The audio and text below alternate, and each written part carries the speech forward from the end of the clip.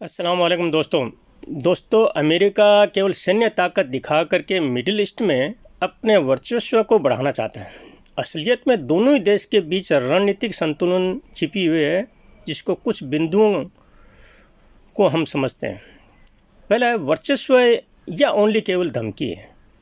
America की हालिया कार्रवाई यूएसएस अब्राहम लिंकन व आर्मादा जैसे विमान पोतों को समुद्र में तैनात कर करके अमेरिका अपनी सैन्य ताकत दिखा करके दुश्मन को बातचीत की टेबल तक लाना चाहता है।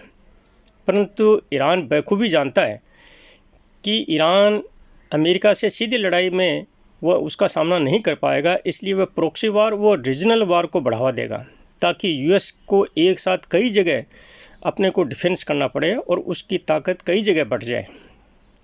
दूसरा, अमेरिका ये बखूबी जानता है कि ईरान इराक व अफ़गानिस्तान की तरह धमकी के आगे झुकने वाला नहीं है, परंतु ईरान में मिडिल ईस्ट का सबसे बड़ा ज़ख़ीरा मिसाइलों का है, जो यूएस को भारी नुकसान पहुंचा सकते हैं, जिसका आकलन यूएस को मालूम है, क्योंकि यह वार क्षेत्रीय वार बनेगा और मिडिल ईस्ट में बाकी देशों को भारी कीमत इसकी चुकानी पड़ेगी। पूरे तेल के ठिकाने बर्बाद हो जाएंगे इससे।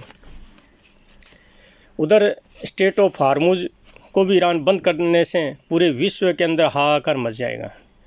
हालिया रिपोर्ट ये बता रही है कि इस्तांबुल में उच्च स्तरीय बातचीत की तैयारी चल रही है, जो युद्ध की बजाय डील पर ज़्यादा जोर देगी।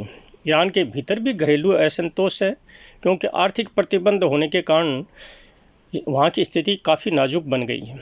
निष्कर्ष में अगर हम ये देखें कि यूएस की ये धमकी उसके नाक का सवाल बन गया। उसे मालूम है कि मिडिल ईस्ट में मिडिल वाले देश जो हैं वो अपनी आर्थिक स्थिति को ख़राब नहीं करना चाहते, और सामने रमज़ान भी आ रहे हैं, इसलिए यूएस भी ये चाहता है कि टेबल के ऊपर वार्तालाप के द्वारा इसको हल किया जाए। तो दोस्तों, ये मेरी जानकारी आपको अच्छी लगी हो तो लाइक, कमेंट, शेयर, फॉलो और सब्सक्राइब अवश्य करें। सी यू अगेन। धन्यवाद।